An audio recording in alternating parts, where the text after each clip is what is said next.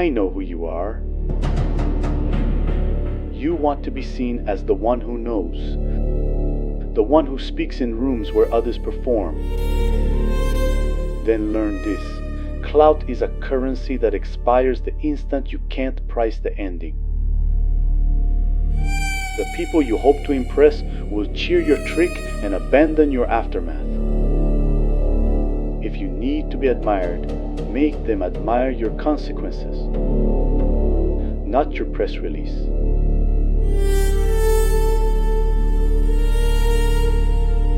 As long as nations treat cyberspace as a battlefield, a single piece of code can spark a global wildfire.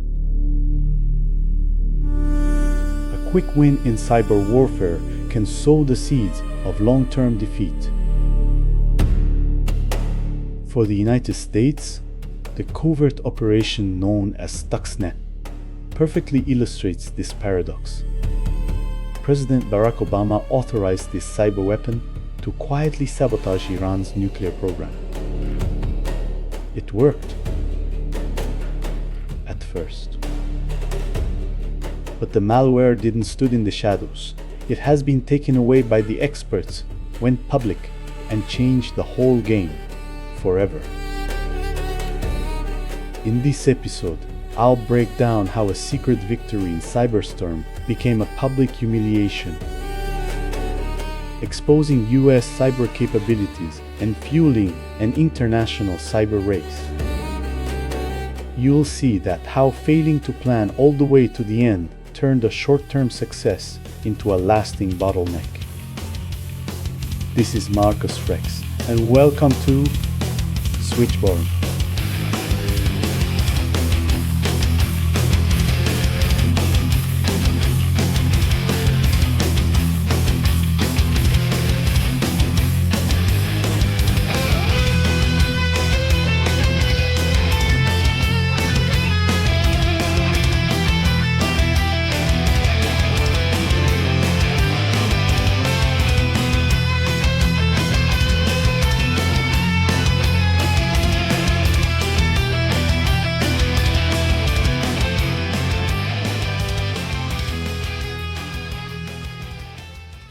Picture the mid-2000s. American and Israeli intelligence cybersecurity forces joined on a mission to disrupt Iran's nuclear ambitions without firing a shot. The result was a virus, unlike any before, later known as Stuxnet. This wasn't an ordinary virus, but a highly sophisticated digital weapon engineered for a very specific target. Stuxnet was designed to infiltrate Siemens industrial control systems, the programmable logic controllers called PLC, that manage Iran's uranium enrichment centrifuges at Natanz. It exploited multiple zero-day vulnerabilities, thanks to Microsoft, and spread through infected USB drives carried by unwitting employees. Once inside, the virus silently altered the centrifuge speeds, pushing them to self-destruct while spoofing normal readings to operators. In other words, it caused physical equipment to fail in a way that looked like a mysterious malfunction rather than sabotage. By 2009, the operation codenamed Olympic Games was underway, and Stuxnet was doing its job.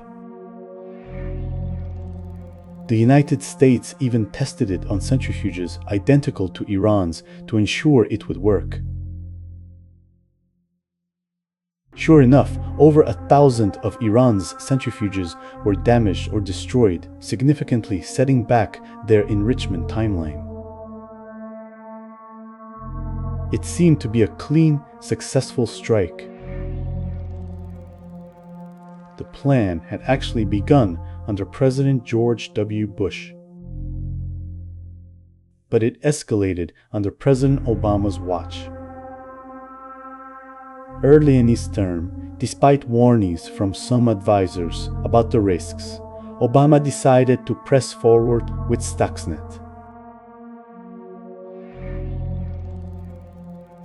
He saw it as a cleaner solution than airstrikes,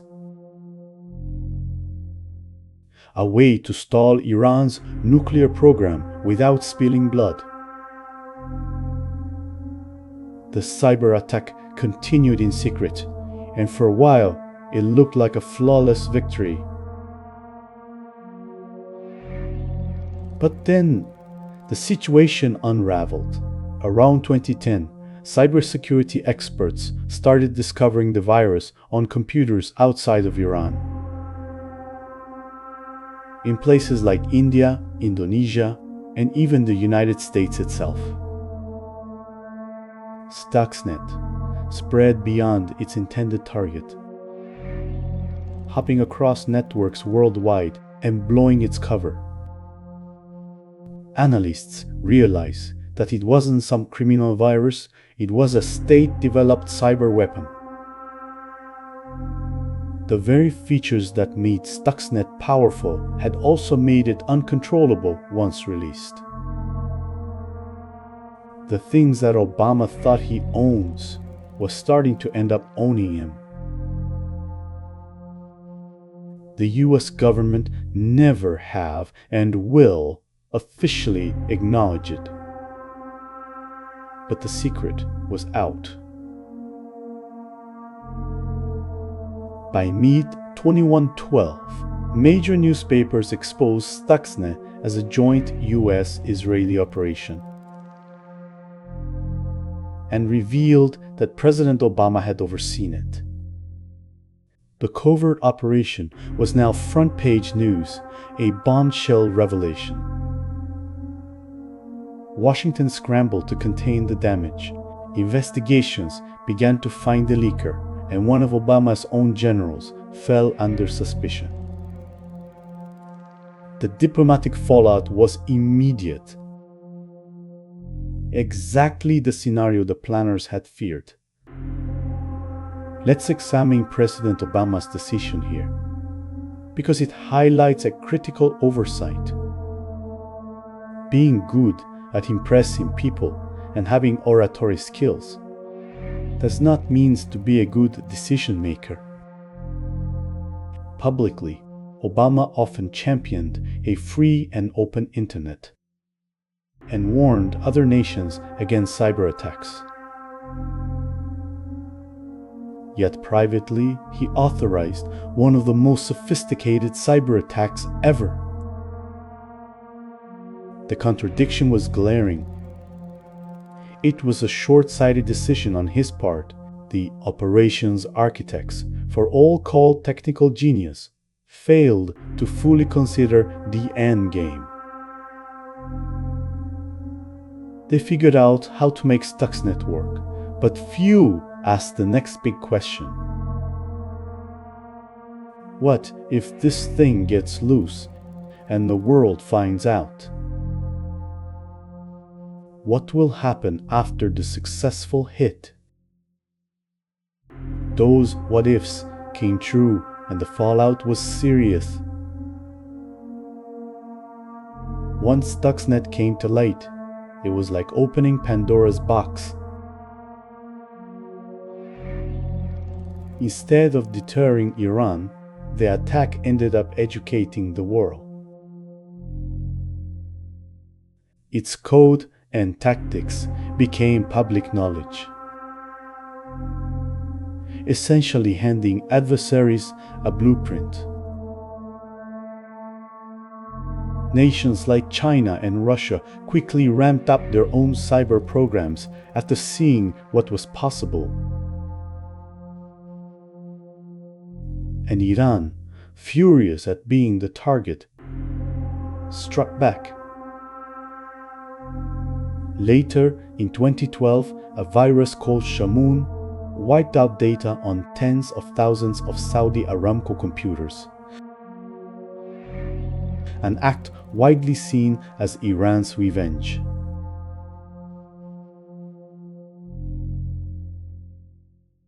Technically, the designers did think about decay. but it was so weak that makes it obvious that designers were more behind the press releases rather than the consequences. Stuxnet carried a programmed self-kill date, June 24, 2012. In theory, it would auto-terminate by then. In reality, discovery came early, samples escaped into the wild, and the world got a tutorial in ICS sabotage before the kill date ever mattered. If you're going to light a match in a munitions depot, you need a way to snuff the flame the second the wind changes. Others have done this imperfectly, but materially, with suicide commands and kill switches. Like Flame in 2012, once researchers blew its cover, the operators pushed a suicide command from Control Center. Infected hosts scrub traces, modules, files, logs, on cue. That's containment logic reacting to detection, not a date on a calendar. Or like Duke, a sibling in the same family tree, used time-bounded presence, auto-removing itself after close to 36 days to limit forensics and burn time. Don't forget that the greatest hackers are the ones that you will never know. And the greatest operations are the ones that you will always think that it was an accident or mindless terrorist attack. The Stuxnet story drives home a timeless rule. Plan all the way to the end. Otherwise, you might win the battle but lose the war. In cyberwarfare, that means not just deploying a digital weapon, but controlling it and preparing for the fallout if it escapes or if you're exposed. Stuxnet's creators won a tactical victory but lost strategic ground because they didn't plan for what came next. It's a harsh lesson. If you don't think long-term, you set yourself up to fail. I'm repeating, plan to the end, not to the first success. Not to the press leak. Not to the calendar. To the moment after your win. When adversaries adapt, journalists dig, and lawyers sharpen pencils. Don't forget, if your plan doesn't include that chessboard state, you're not done planning. Switchborn watches from the digital shadows, a silent specter in the code.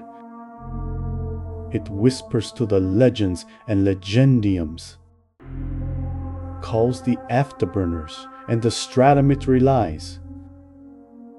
The storm continues, pulling us deeper into the silence after the last blow,